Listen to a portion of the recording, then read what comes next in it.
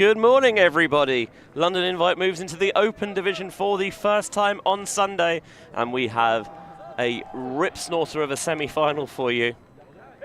It's GB against Belgium in a game that could well have been a final, but we saw Canada with a big win yesterday evening that knocked GB to second in their pool, and of course we streamed Belgium's most remarkable, improbable victory against the Barbarians. How on earth the Belgians won that, I'm not quite sure. But they did, and so that sets up a rematch of last year's EUC final in the semi here at London Invite. Ford, as soon as he threw it, he was not happy. They might still win the sky ball. Nope, not that time. De Kleiner picks up. Van den Broek takes off. Abrams lost his footing, but rather than the deep shot, it's going to be Van den Broek coming back under. Now another deep shot to no one, and Josh East doesn't even really have to put any effort in at all to make sure that it hits the floor. Penchier is to be joined shortly by Josh Briggs.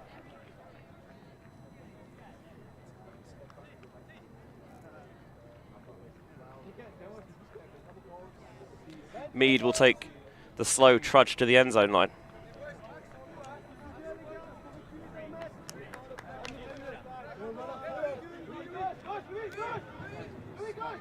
Cartwright, plenty of space underneath. Ford takes off, but Cartwright instead wants to keep the offense in rhythm. A floater, not a problem for the big man, Sam Cameron. Mead back to Cameron. East grinding underneath, with Bakeman's closing in. Ford to Hillman now. Mead calling for the swing. Hillman on the reach.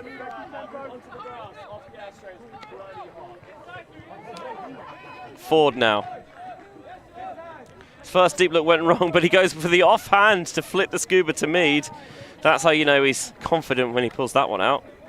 Abrams to Cameron for the dump swing score. Great Britain on top with a hold. Welcome, Josh.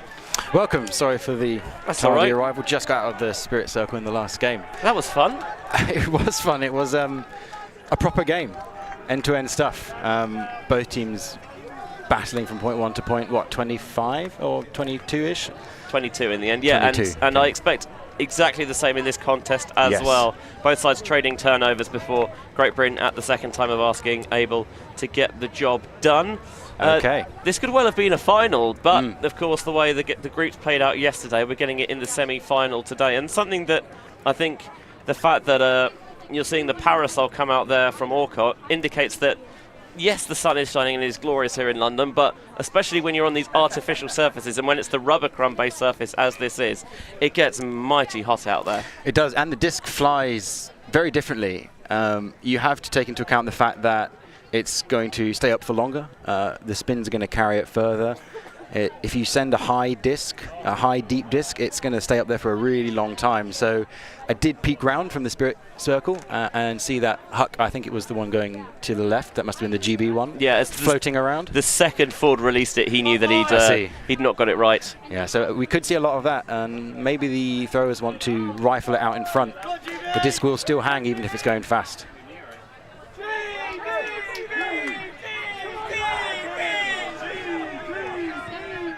Van der Weger catches nonchalantly in his own end zone.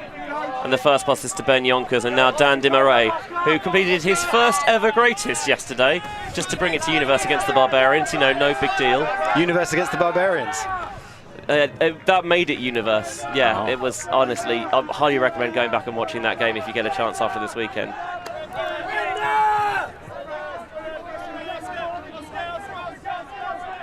Spectacularly done it was. Demaray to Yonkers. Now bouncing it back outside. There's the swing available, but that's boring. Why not just take the shot to the back cone instead?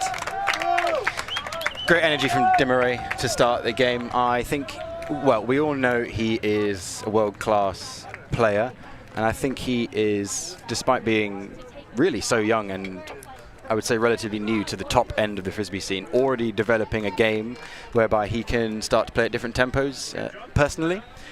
So Belgium coming out with a hoe that transitioned quite quickly into a sort of well-spread vert, maybe around 3/4 of the way of the pitch. Dan doing a lot of work in getting the disc to that vertical setup with his sort of double moves, his jab steps. I always say, never buy his first move. He moves very similarly to Gaël Ancelot. Okay. And I think never buy their first move, but it's very difficult to do when you're actually live on pitch with him, because that first move it's fast and it's probably threatening. Yeah, it's one thing to, you tell yourself don't buy it, don't take the cheese, but when you're actually out there on the field, it's difficult to resist. Yeah, instinct is difficult to overcome. Everything's telling you, I've got to go with that step, and then he's already going the other way. So it'll be interesting to see if he continues that way throughout the whole game. Maybe he stretches the legs a bit in the next point and see how he's decided to individually attack this game. I mean, that's one of the things that makes him so dangerous, is that they use him in so many roles.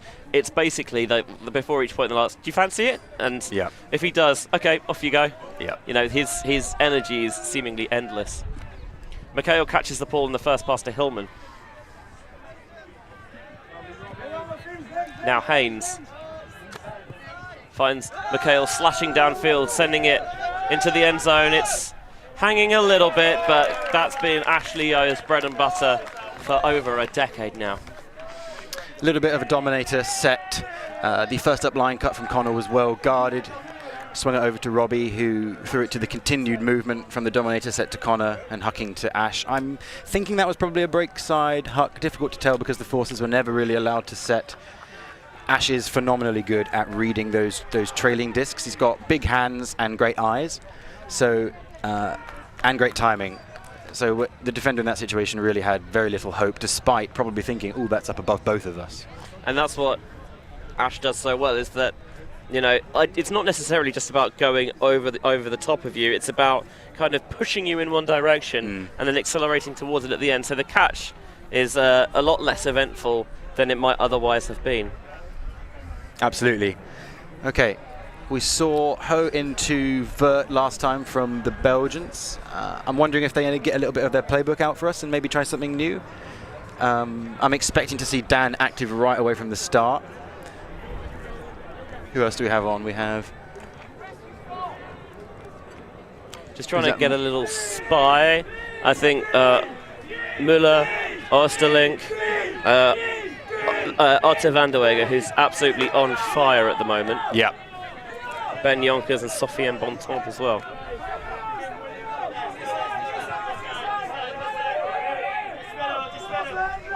So it feels you can't necessarily talk about Arta without talking about his brothers, and Aaron van der Wege, who sat a little bit to our left-hand side, having suffered the most unfortunate ACL injury at Windmill. That Belgium's rotten luck with injuries at that tournament just seems to continue. But I think someone poured him a glass of wine, so hopefully he can enjoy what is going to be a red-hot game out here on the Grasshoppers. Astro and Ollie Gordon with the run-through. Demarais saying, it wasn't there. Hall. Lovely inside. And but to the end zone, not the crispest pass he'll ever throw. No. I don't think he cares. One revolution, it doesn't matter, there is a break.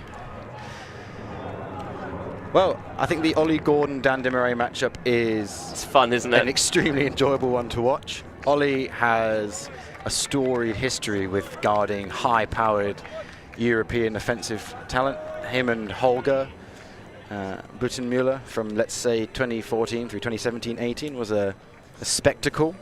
And now Dan Demarais has arrived in a similar position to Holger back then. And Ollie is certainly his senior in career.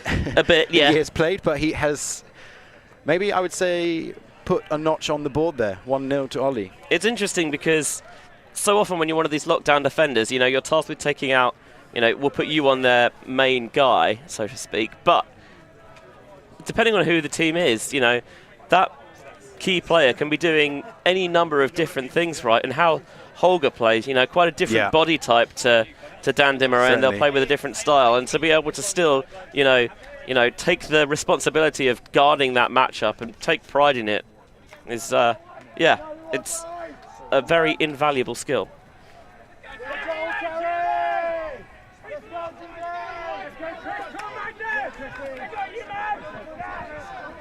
So first blood to GB.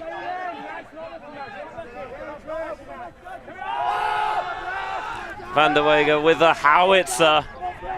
Couple of players in the area. Demarais almost casually brings it down, and then the simple pop for the score to Müller. Very calm, great presence of mind. He was, of the, let's say, 5 chasing that disc down, the only one with eyes on the disc the whole way. Striding very smoothly, still moving very quick despite the slower cadence, and just watched it into his hand. I think that Huck was never really in doubt, despite the pack being underneath it, and part of that is Dan's, calmness and ability. That's the thing, like when it goes up in that position, does anyone really expect Demarais to not come down with it? Indeed, and I think GB will probably be quite happy with the defenders they had under it, but, he's a tough man to stop. He's a tough man to stop, and Belgium have now very much established, after several big backhand pump fakes in the last couple points, that they are going to shoot. Oh, yes. And it's what you want them to do, because they are often so good at it that it feels a little bit anticlimactic when they play simple, small C conservative ultimate. It is the mark of a maturing team. I really thought that watching them play at EUC last year. Oh, 100%. Yeah. Think back, because there's such a big moon catcher spine to this team, but I think with the other Belgian sides there's that kind of similar thread that they could be brilliant or they could be baffling, and you were kind of never quite sure which side you were going to get on any one occasion. But yeah, Pierre-Alain Delamine, transitioning into the full-time coaching role from being a player coach has, they've added that solidity and that sensibility to their game. Certainly. Which, less fun, but more successful. It's fun when you're the team making those decisions. Maybe not so much for the crowd. No, I mean, think back to the ex-EUCF in 2021 in Bruges, where, I think they beat Le Fotter in the pool and then ended up losing to teams like Bora, which, no offence, you would expect them to not necessarily be on that same tier. Another dominator set. Mikhail into the red zone, faking out Abrams. Swinging wide to me, GB using the width of the field, Cameron underneath. Now East. Back to Cameron. That's got to go, and it went low. Right option. Slightly rust. I think he had just needed that right leg a little bit more stable. Can Belgium earn this break back? Unable to hit on their first break chance. De Krainer into the centre where Ashley Yo was all over it. Zip. And that's a bookends for Ashley Yo. A very quick bookends. Block and a roly-poly goal. Love some roly-poly goalie. I will say that the energy from the GB, the rest of the GB players on the sideline upon the turn was very good. It certainly plays a part. I've played my fair share of D-line. This was a number of years ago now. But it makes a huge difference when that turn happens and you suddenly hear the rest of your teammates hollering and whooping. I think sideline energy is so important, and you need to have those players in part of your unit who, they take that responsibility of bringing the energy and bringing the hype on the sidelines and doing the sometimes silly stuff that goes unnoticed just to get everyone in the game. You see various teams, like especially when they go for breaks, that they've got, like with the Belgians, they do that big exaggerated break train. Oh yeah, we've seen great. Bravo had the break rocket that they brought over to that the Randall adopted from them as well. Like little bits like that where you have, it's something simple, but it gives you something to kind of rally around and provide that energy boost. Yeah, it's something to get in on together. Great pull. I know that Gentle, I don't know if they did this last year or a couple of years ago, but they had like dog bowls they would eat out of on breaks. Got like, it. Yeah, with the dogs, like, It felt a little bit much, but whatever floats your boat, I guess.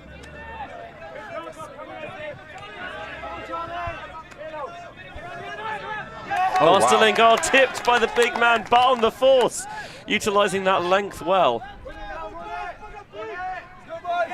But not just tall, but he's got a high ape index. He's got very long arms. Yes, infuriating to have to throw around, as Belgium just discovered.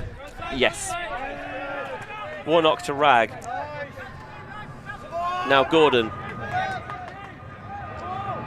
Brooking, oh, that's a really tricky catch that he stuck with the plum. Rag with the inside across the field to Warnock. Thought about the continuation. Rag clears through, Brooking off the front. Henry really is a handful in these small spaces. He's so fast. He's got that suddenness that teams love. It's not just about being, it's not about speed, it's about that quickness. Yeah. Which I know feels like the same thing, but is ever so slightly different.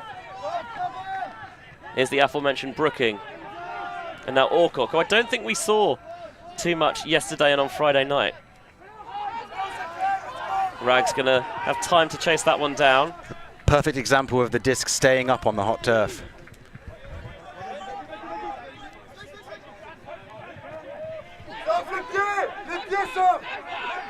Rag. Can GB force their way over? So far it's been a measured possession. Warnock to Rag. Long. As Rag scubas to Warnock and he plucks it out of the hole. Into Brooking, not in there yet. That'll work. Brooking to Warnock, and one thing that GB would have been desperate to improve from that loss to Canada yesterday was the D-line efficiency. And midway through this first half, they're 2 for 2 on break shots. Yes, that is certainly something I know the chaps will have talked about at great length. And really, a lot of it just comes down to that application to grinding. And I don't just mean physically grinding, I mean mentally. I was thinking about interjecting there with during that last possession, wondering whether they were going to maybe succumb and throw something overhead. Nathan did, in fact, do that. It was, I would say, measured enough to not be too aggressive an option, but the longer you can mentally, stick with those forehands and those backhands, throw a fake in the direction the disc was moving and try and continue that direction, or throw it back to the person that threw it to you in the red zone. The longer you can do that, the more likely you are to just score. I mean, as a D-liner, you obviously have that slight rebellious streak in you, but, can you quell it and say, no, we're going to be, and I know this has been levelled at GB sides over the years, boring. Yeah. And sometimes you do have to play with fire to get yourself out of jams or to ask different questions, but there are times when boring works, right, unfortunately. There's a certain satisfaction coming off after a point and knowing it was boring, professional and boring. Yes, exactly. We did the right things, and they paid off for us. GB zoning here. Belgium leaving 2 at the back. I would rather they have another. I think that's probably how I would play it, and they are actually pushing someone back on that far side as well to provide some extra support. Van der Weyga to Desmarais. Rifling it downfield to Bontemps.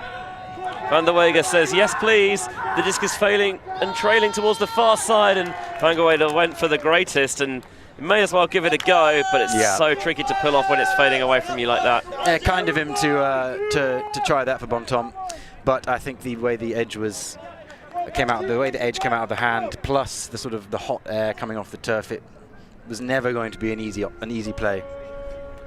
And Otto van der Weyga, just when you think, okay, we know what he's about, he's going to dictate things from the backfield. Oh no, he is more than capable as a downfield threat, as he proved during that Elite Invite final, when he frankly went off. That one too low. Dan Hillman laid out, but in vain.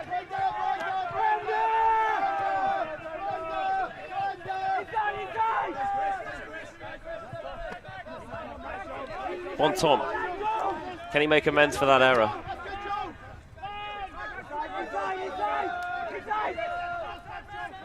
Desmarais finds the inside window through to Yonkers.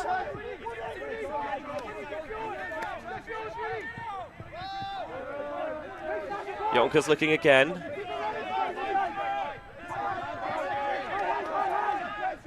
The Japanese import Demarais. Oh wait, no, he's probably just got a trained shirt. Goes offhand again. I must say the Japanese jerseys are always excellent. They are, yeah. Pretty hot property. 3 offhand throws now. If it works, why not? Demarais seeing a little bit of clutter in front of him, and Demarais slips and still gets there. Outlandish grab. Outlandish is bang on.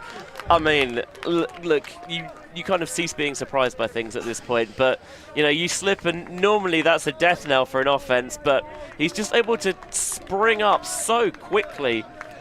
I'm not even sure what he used to lay out there. He was already okay, so he went on all fours and then executed a layout, so that's quite interesting. It's like he's got flubber on his feet at times.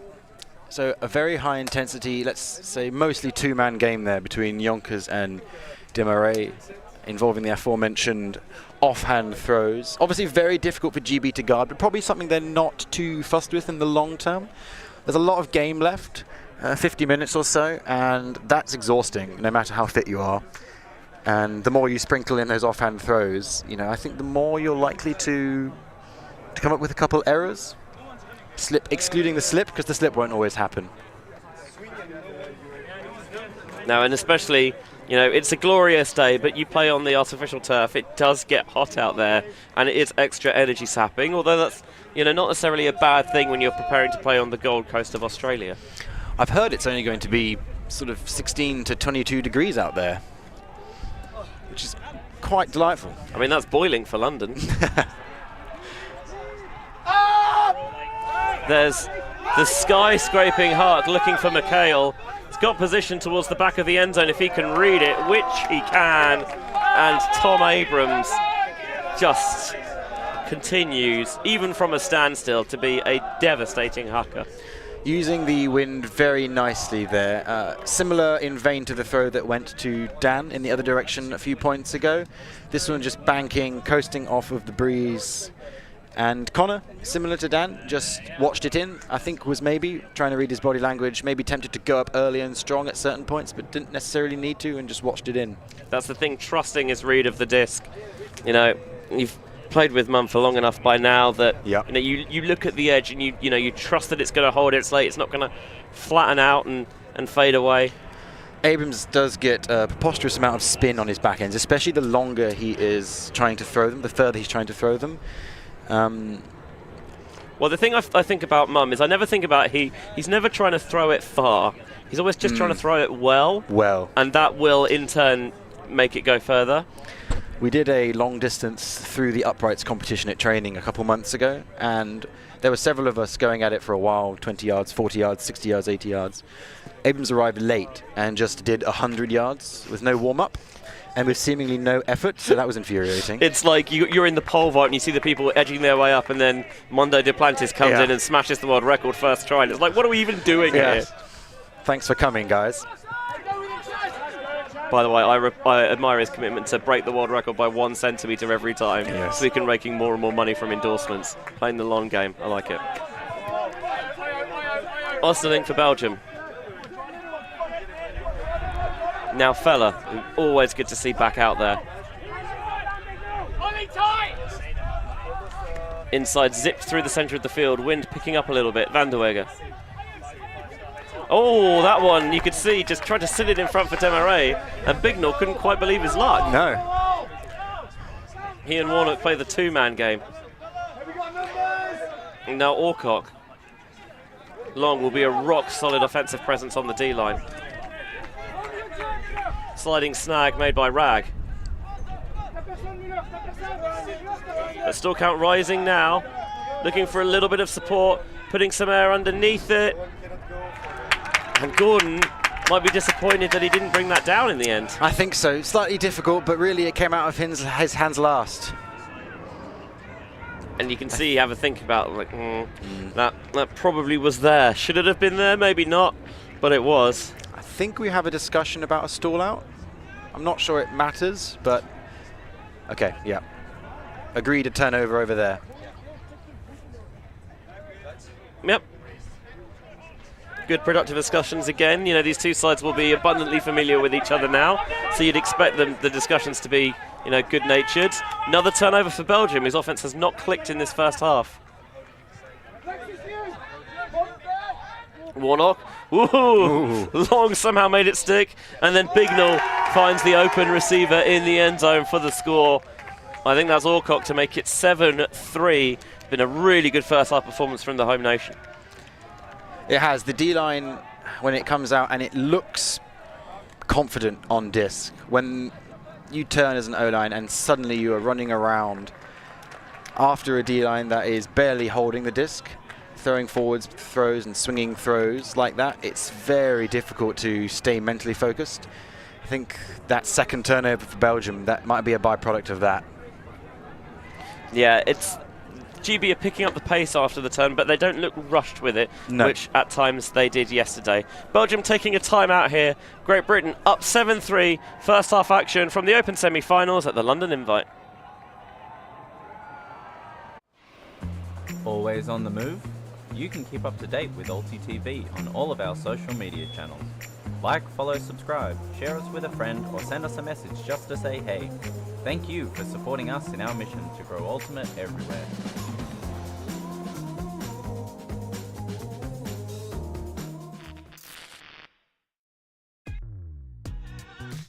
We are a group of Ultimate players, coaches and video enthusiasts. We've worked with the major federations and the greatest events. We're on a mission to make Ultimate huge. We want our videos and live streams to be free to watch. We want to make stories that not only reach you, but also reach people outside the Ultimate community. Like and subscribe, ULTI.TV, the best in the world. Become a member and fund our work to cover more events in the future and to bring more stories and live coverage to the eyes of the Ultimate world and beyond.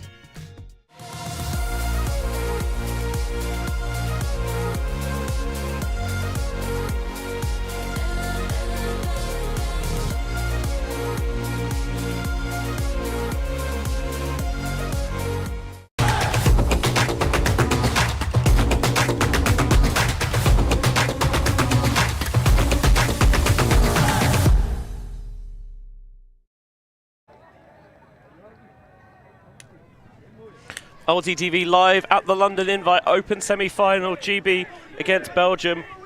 Benji Rees up in the booth with Josh Briggs providing his insight. It's great to be able to have a player like Briggs alongside me who is, you know, so familiar with all of these players and their games that he can kind of, having been in these battles, can provide that little extra bit of analysis. Although I don't think you need too much analysis to see that it's going all wrong for Belgium so far. Hillman down the line for Terry for the score, and that's half-time. A very quick and disappointing point for the Belgians there. Yeah, the timeout evidently did not do the trick.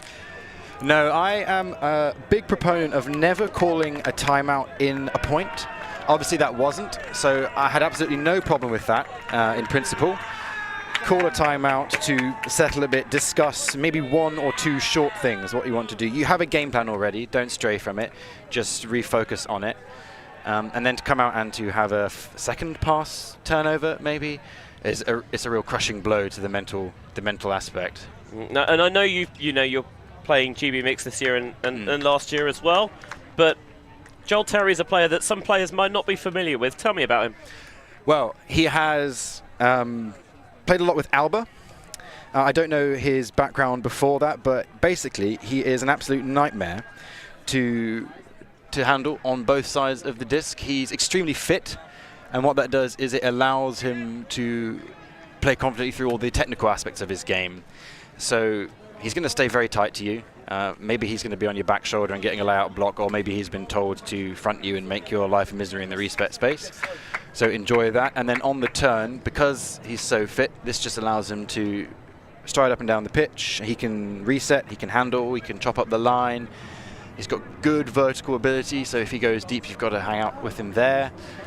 All-round, very dangerous player. I'm really happy that he's on this GB team. I think players of his caliber that are sort of not coming from Clapham and the London-centric area in the UK Frisbee scene deserve to be showcased. It was a real pity to see him get injured in the final. I was going to bring that up last year, that he's not just a big presence for them defensively, but he's such a key part of how they scheme their game plans. Yeah. They definitely felt his loss. There's the story of the game for you.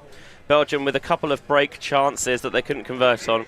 Great Britain so much better than yesterday, over 50% conversion ratio, 4 for 7, and Belgium, it's a bit of an aberration of a first half in truth. 4-0 on breaks. That, I would say, in an elite men's game is really the game. We often talk in Clapham, and when I've played on previous GB men's cycles and in this GB mixed team as well, about if you're on the O-line, 3 breaks is kind of par when you're talking world-class Frisbee. If you can hold it to 2, really for an O-line, you can say job well done. I mean, when you're coming against top-quality opposition, yes, you'd love to not get broken at all, right? But I think you accept that, they are going to get there some of the time. Yeah. They're going to get one, and then if you can maybe, turn over 2 or 3 times more and get one of them back, keep it to 2 breaks, that's a really high-quality performance from an O-line. Well, it was interesting to look at the total passes graphic there, because GB have actually only completed 1 more pass than Belgium, but it's not just about how many you complete, it's about what you're actually doing with them. Yes. And the most important stat of all, of course, is that one you see in the top left right now, and that's the score. Great Britain starting the second half on defence. Again, just trying to compile the misery ever further, as Belgium chopping up their lines a little bit. Lander de Kleiner to Otto van der Weg. Lovely throw, excellent angle. Yeah, sending it around into space. Now Batemans can't toe the line. I mean, they've just had so many simple errors that is so uncommon and really not in keeping with how we've seen them play. Rag doesn't see the inside channel through to Butt, so goes around to Magnus Wilson, another of my commentary cohorts this weekend. Rag thought maybe could have gone for the over-the-top round the back, but instead floating it back to Wilson. Scuba number 2, a success. Yeah, but it wasn't an aggressive one necessarily. It's just about finding the space. Wow. Oh, and Rag zips it in. Dan Hillman just kind of standing at the back of the end zone, trusting eventually that they'd find that hole, and Rag punches it in for 9-3. You were reading that right. 9-3. I think Rag is playing... He's having a great very game. well. Very, very well. I really like what he's doing after the turn. There's a certain sense of... I'm gonna not take over, but take charge about him, but he's not doing it with too much. He's moving the disc in the right ways, very simply, apart from a couple of scubas, let's say, and really just looking impressively unguardable after the turn, despite having played a bunch of D beforehand. I mean, Rag's reputation is as a defensive fire starter, right? He's always in the thick of the action. He'll make big bids, and I think sometimes he can toe that line of physicality and might overstep it slightly, and generally gets it right, but on the turn, again, there's generally you give players on the D line a little bit more license to open things up potentially, as opposed to playing the strict disciplined offense of an O line. But in this game, he has taken on that almost quarterback style role of I will drive the team down the field. And as the confidence grows, the parameters for what is and isn't discipline stretch a bit. Yes. You get that confidence, you get that just fortitude that what you're doing is right, and then, you can take more risk. You build yourself that lead, you get more confident, and your offense just has so many more strings to its bow.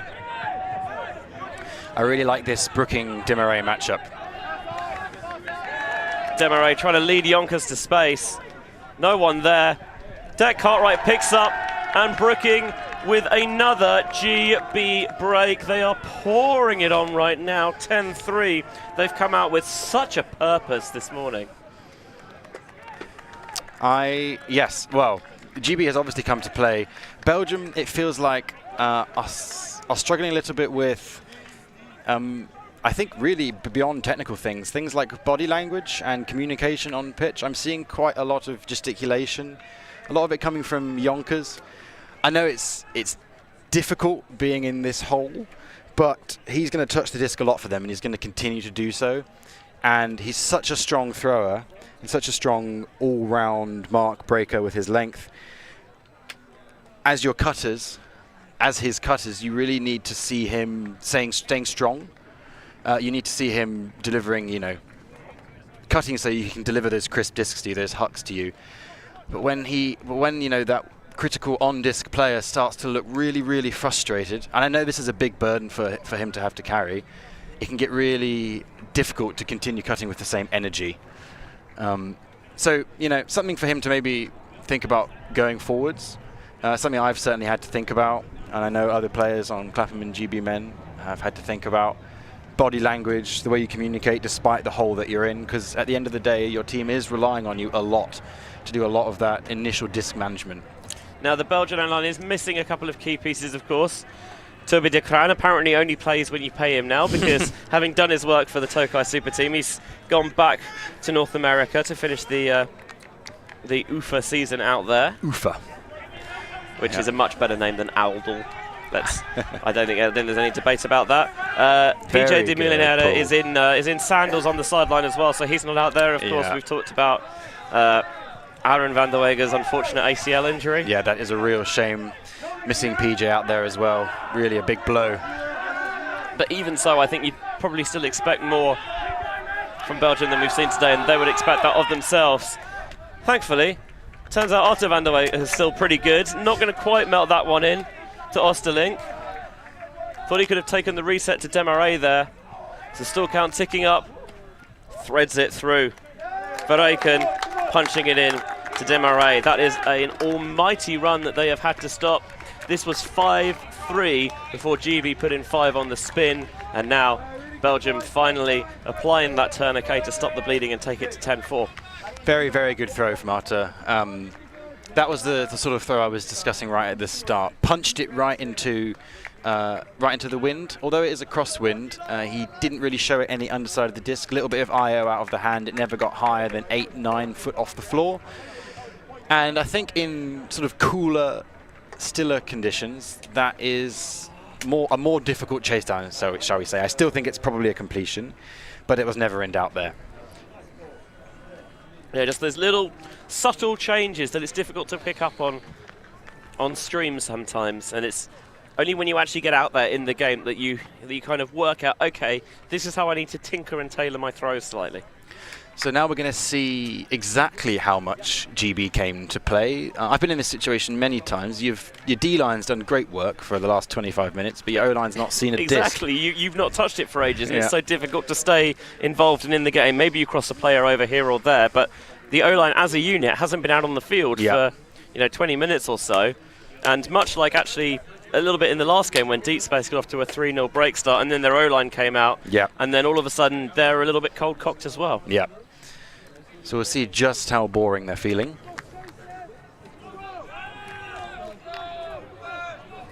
The blading backhand of the pool. Mead, vertical. Yep, fielding to Hillman. Haynes in all sorts of space. Not seeing anything downfield though. Now McHale has Haynes on that swing. Cartwright continues underneath and adjusts, and there you see it, maybe a bit of a throwing error, slightly to inside Cartwright.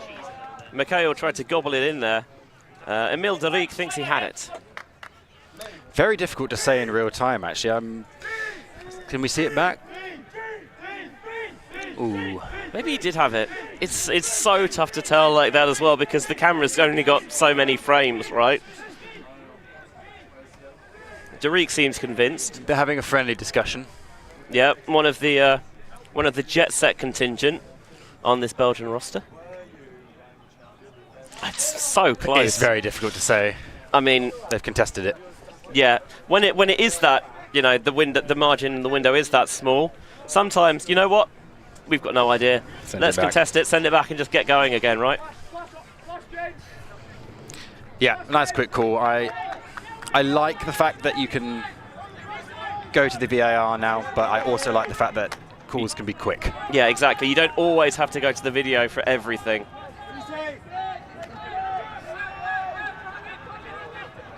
Lovely cut.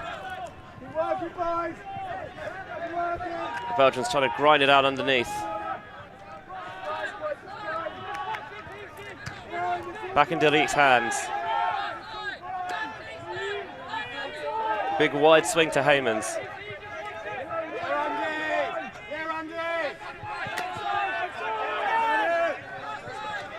Nice little throw and go to get the inside window, and then the hammer over the top.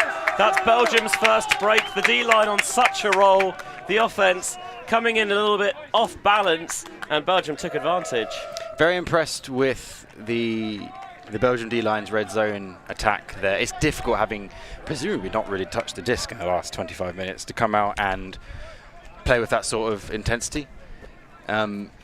It's I think, tempting to do almost too much with your energy. Oh, we haven't touched the disc in 20 minutes. Let's go, let's go, let's go, let's go. But actually, they channel all of that into high intensity sort of jab stepping, quite a lot of small movement around the disc, and calm decision making, easy throws.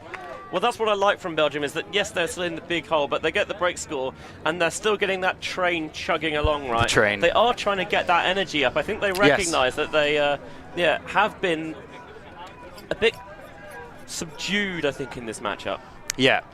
And for such an athletic D-line, well, an all-round athletic team, but for a D-line that really is trying to froth on every single under and go and get big blocks in the sky, that's what I would expect as a bare minimum from them in a game. High physical intensity. Yeah, they're a better side when they have that juice. Great pull. It does land in and then just going to skim out the back, but for my money, Belgium, I think, are the most consistent pulling side on the continent. Lander's a very good puller. I'm surprised he didn't give that a little bit more height, possibly. Although actually, having said that, GB Mix was nailing it last game as well. Yes, Tom Bennett is a very high quality puller. McHale slinging the long shot. Oh, the defender teased in. And McHale, the puppet master there, had it on a string, baited it, and it would just continue to sail over Verreken, and Ford catches for the score.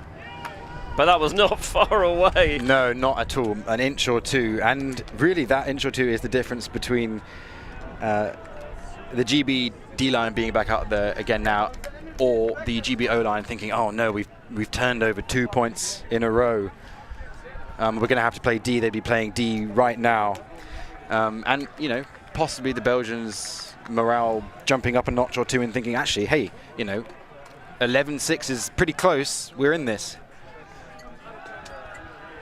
I mean, the thing is... 10-6. It would have been 10-6. Yeah, because Belgium are so good, right, even when they have a scoreline like this, you never feel they're truly out of the game. No.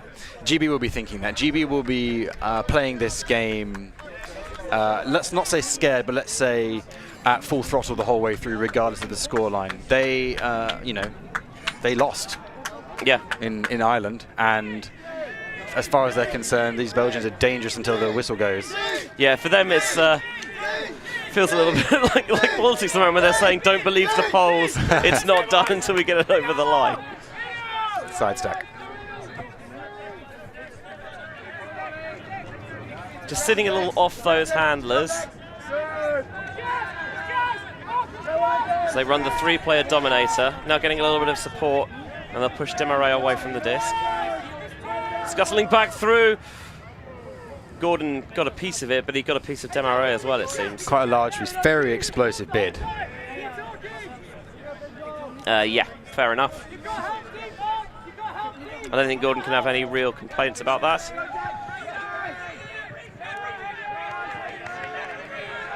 Demaray trying to ping it down the sideline. Back up, well applied. Bontemps.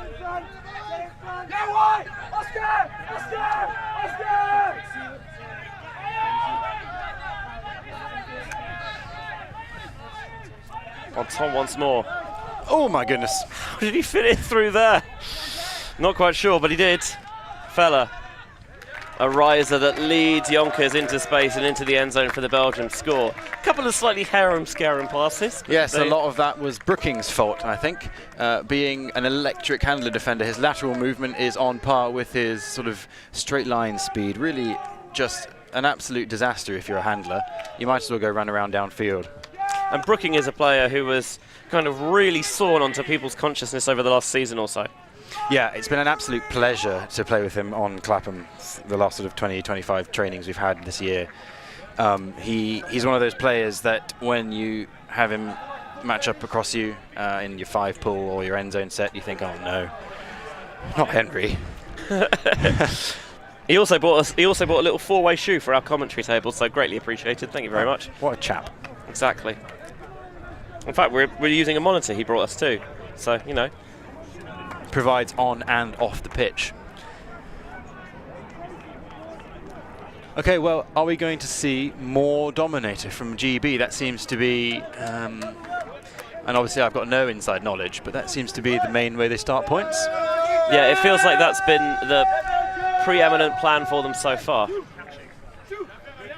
Operating out of a horizontal setup to start. Ford struggling to find a little bit of room, but the slashing inside will do it.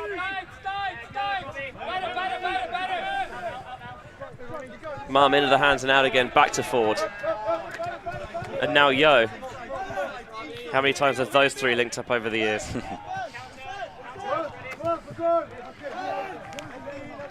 McHale sending that one out into space, and Ford has time to chase down. McHale wants more. Ken going wide and low. Hillman slides and scoops. Seeming unflustered as ever. McHale back to Hillman. Haynes trying to find some reset space. Stall rising. And forced a long way backwards. And GB a bit disconnected downfield. Belgium sense something here. You can tell by the way the sideline's getting more energized. The noise has picked up. Yeah, and McHale, I think, feels it as well. He's shooting deep. A pack of defenders in the area. And Belgium to knock it away. Yo is still down on the floor. I think he's okay. I think he's just taking the moment. There's the shot again. McHale feeling the heat, pulling the trigger. And Derek just about getting over the top of Yo. Not sure whether there's a call on any contact. Haven't seen a hand signal. No, neither have I. They are discussing something though, so presumably a foul call.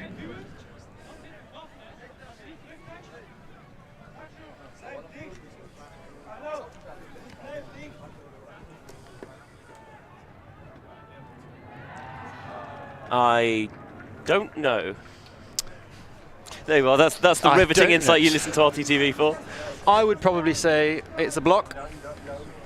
Yeah, again, unless you're actually in there, it's tricky to feel that contact. Ash certainly hit the ground very hard. I don't know whether the discussion is about that being a byproduct of contact in the air or whether he's simply discussing I felt someone's hand on my hand when I was trying to catch the disc. That would be very Ash of him, regardless of what's going on the floor or in the sky. He basically always gets his hand to the disc. He's got huge, big bucket hands, Commodian-esque. His preternatural ability to find the rim of the disc, so I wouldn't be surprised if it's going back. Yep, contested. Contested foul. The other semi-final is going on behind us between the Barbarians and Team Canada. I do not have a score update for you, unfortunately. Possibly at halftime, they appear to both be in a huddle. Yeah, so halftime or a timeout maybe. The Barbarians, not a bad pickup team. No, certainly not. And they were making the most of the hospitality and offer at the Grasshoppers clubhouse yesterday. McHale into Yo. who gets the job done in the end, 12-6. A little bit of disconnection there before the foul call, the contested foul call between everyone downfield and the person that was on disc for GB. They are applying themselves well to cutting deep. I've been really impressed actually with the energy they've put into going deep. It's hot, the air is thick. However, the energy being applied to returning to a good shallow position after going deep is not the same. And basically we had a 45-yard wide long open side and no one in it. And everyone trying to jab into a very skinny break lane, which just makes for really just quite sticky offense. The one time they did manage to go forwards, it went to Connor, and I think he thought, well, firstly he probably thought, that's Ash, that's open, I can send that. But there were already so many defenders under it, as we saw, because everyone was so deep and not returning back to a shallow cutting position. Yeah, and they're just going back off the contest, I think, just allowed the Brits to take that breath and say, okay, we can start going through our fundamentals once more. Absolutely. You can really feel the heat radiating up off this artificial surface. I might even have to put shorts on.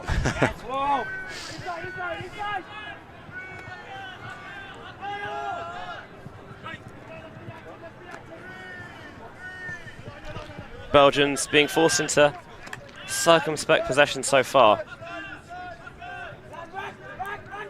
Van der Weger surveying his options. You could feel like from the wind-up that he wanted something more expressive, but Demarais catches. There's a pick away from the disc.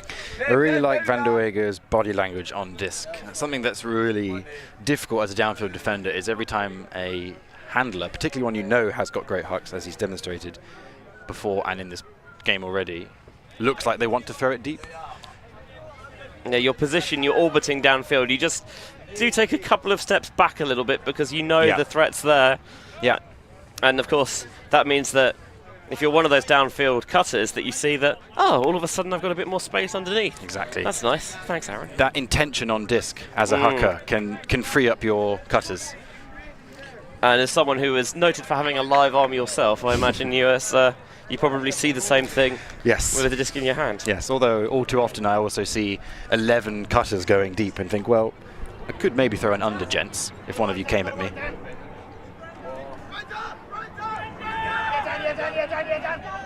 Demarais. Back-to-back pick. I love it. You are allowed to adjust your position off any stoppage to prevent picks occurring when you come back in, by the way. Yes. Which people often forget. A 4 for rules, knowledge and use. Thank you. I'm fully whiffed of rules accredited.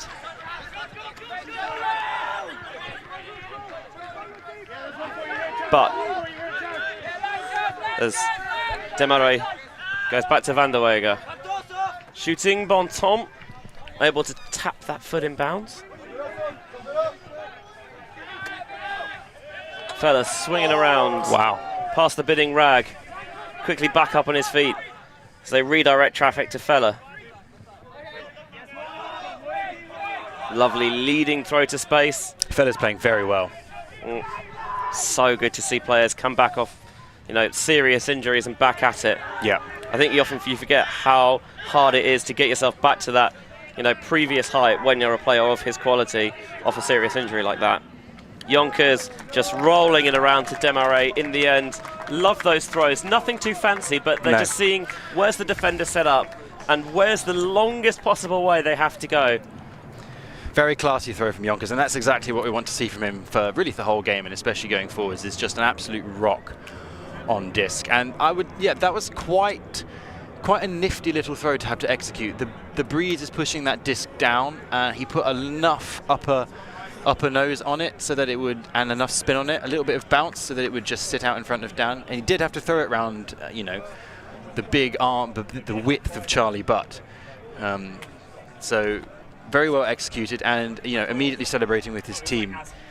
Belgian O-line looking much smoother now. The problem is they might have left it too little too late. Yeah, 12-7 is a big hole, especially at the sort of the very top of elite men's. If they can get a break here, maybe at least get a turn. And with the timing rules, of course, as well. Yes. That you have to be within one. That's still in play for semi and finals. I believe so. Actually, I will double check. That would be particularly brutal.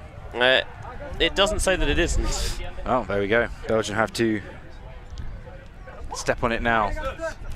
We see a rare sighting of Ben Funk in shorts. I was going to say. Also, we're seeing him actually out there, which we didn't yesterday. No, true. Any idea why? Was he just... No, I don't know. I don't know. Good to see him though. He brings a certain sort of... Oh. Abrams banging it straight off the put-in. Cartwright has it tipped away. Cartwright was a very effective deep cutter against the Canadians, but that time he drew double coverage and it got the block. Yeah, very similar scenario for the Belgians there. More defenders under the disc than offensive players on the huck. Really good work from Belgium's D-line.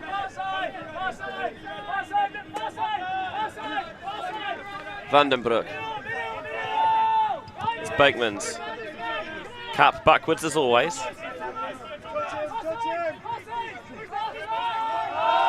A shot jacked. Beekmans, I think, was very ambitious in where he went optimistic. for it. But I feel like if he went, he had to go then, or it wasn't going at all. True, true.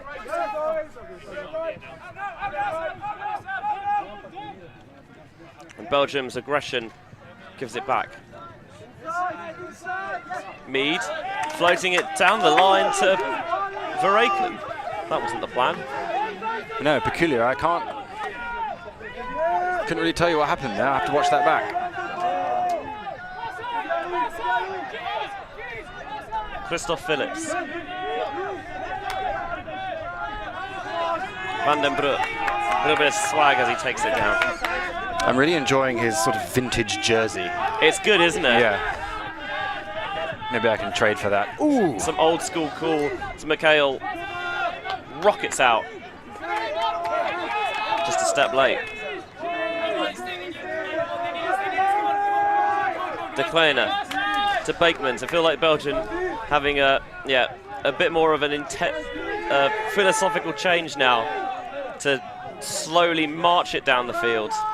I would like their handlers to look at their resets slightly earlier. Beekmans on the sideline. And the very last pass smuggled in by Sam Cam.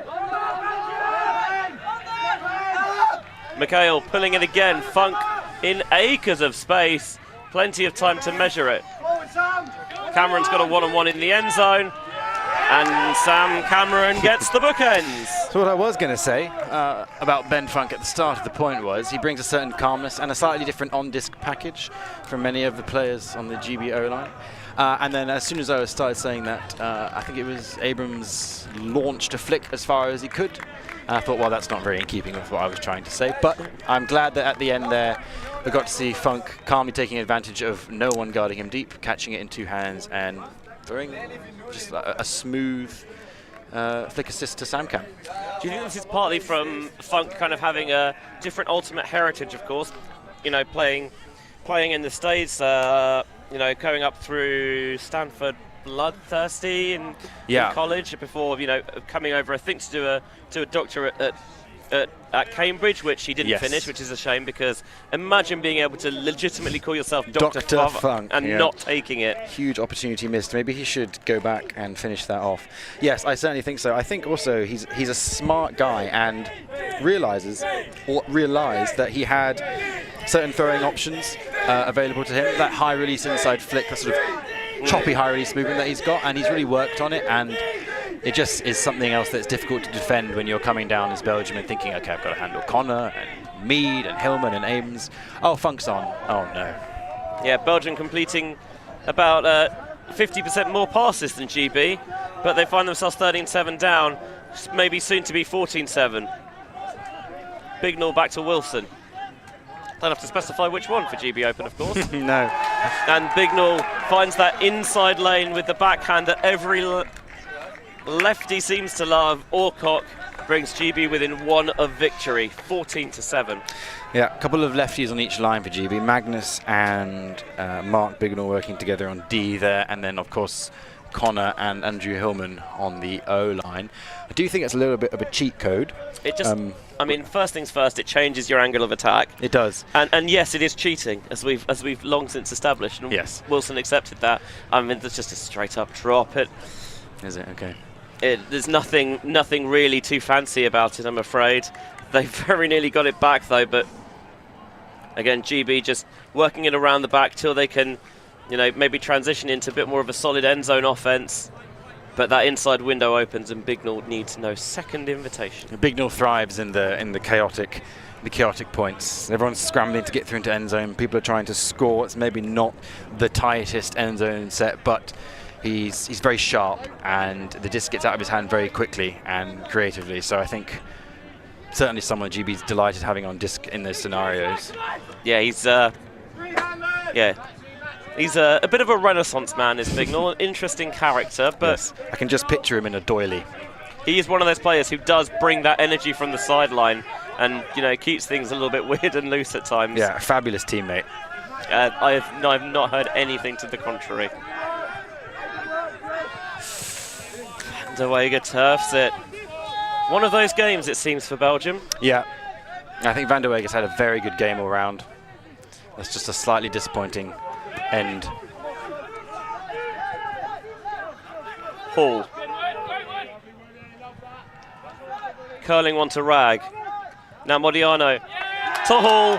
To Warnock for the win. 15-7. GB have blown the Belgians away. I did not have that on the bingo card. No, neither did I. I was settling in at the very start for really just a tight battle, similar to the game I had just played previously. Probably I was expecting far more clean offensive holds, I would say. I don't think... Obviously, Belgium are going to be disappointed with that game. But I think the GB O-line will also should be at least reflecting on some of the turnovers they had. They can play much more cleanly, and they will have to in however many weeks' time it is, 8-9 weeks' time when they're in Australia. Belgium, I imagine if they play them again, they are not going to be so prone to giving them the disc back, and certainly the Japanese and the Canadians and the Americans and the Colombians and the French and so on are not going to be as generous giving the disc back to the O-line as well. So it's definitely not one to just come away from and shake hands and say, good job, lads. One to reflect on, look at your turns, why they happened, look at your structure, why that happened. Goes for both teams. I think for me the biggest difference between the GB side we saw today and the game we streamed against Canada yesterday, and actually even against the Canada Mixmasters as well, their D-line offense seems so much more in tune. Yeah, we were talking about the way Rag was playing with intent around the back with Warnock earlier, having the lefties manipulating the disc around the end zone sets. A lot of it just looked like their warm-up was very intentional. I saw a lot of discs in hands, a lot of throwing the swing breakthrows, the around breakthrough. For my money, the around reset breakthrow is the single most important throw in offensive ultimate, and GB's D-line just executed it on demand every time throughout the middle portion of that game where they really blew the Belgians out the water. Here you go, 5 break chances for the Belgians, converting just the ones, which was I think maybe the only break chance they had in one of few break chances they had in the second half. Great Britain, that's much more like it. 11 break chances is decent, but hitting on 8 of 11, that's very good when you're hitting about 75% roughly. That a lot of time is going to win you games. Very much so. Very little to critique on the GB D-line coming off the back of that game. Certainly some nuances to work on. I think probably more defensively than offensively. We've talked at length about how good their offense was. They didn't necessarily. They did get some blocks. I think the Belgians gave them way too many freebies. Belgium will know that as well. And you play Belgium again, are they going to give you that many free passes? Of course they're not. But you don't look a gift horse in the mouth, right? No. If they give you those opportunities, you don't necessarily question why they turfed it or why they overthrew it or whatever. You say thank you very much and we'll put it in anyway. Yeah, when you're playing the game, you play the player in front of you, the team in front of you, the point in front of you. If they give you the disc, hey, and you break from getting that disc, good job. But then you do have to say, okay, next time, let's say no freebies. How can maybe we make those what seem like unforced errors into forced errors? Essentially, having a look at some of the highlights from this game, and you know, even though the scoreline in the end was quite one-sided, certainly Belgium had some splash plays. I mean, it's Belgium, right? They're always going to, you know, have that big play ability that so often seems to energise them. I think the Brits generally did quite a good job of taking that away and forcing the Belgians to kind of play with a bit less energy level, even though Dan Demarais is still going to be good for at least one of those a game, right? And I mean, up and down the Belgian roster, it feels like anyone can pop off at any particular time, but Great Britain in the end just, from start to finish, they had a real presence and purpose about them that was lacking a bit yesterday. Yeah, certainly. I wonder if we can call that a sort of a burpee goal from Dan Demarais there. Kind of looked like he... You know what? I can see it. Yeah. It's not a usual ultimate movement, but it was effective nonetheless. Still 3 more games to come here at the London Invite, and boy oh boy, it's finals time. Women's, mixed and open. We've got Yaka against Bristol first up in the women's division, moving on to Great Britain against the Barramundis, I think, and then last game of the day will be GB Open against either Canada or Barbarians. I can't tell you who, because that game is still going on, but we wait eagerly to see what the outcome of that will be. Josh, thanks again for coming into the booth. Oh, it was an absolute pleasure, Benji. It was good fun, wasn't it? And I think Felix is going to see if he can see what's on Tommy Garwood's clipboard. I think a it lot says of thumbs up. Yeah, I think it says come into the commentary booth, because I believe he's joining me for the women's final that takes place in round about 15 minutes time. So take a break, get some water on, maybe some refreshments, and we'll see you very shortly. Final score here in this open semi-final: GB 15, Belgium 7. On behalf of Josh Briggs and our ULTI.TV crew, Benji Reese, we will see you on the other side for the women's final. Thank you. Thanks. Yeah, Milan. I mean, Ultimate.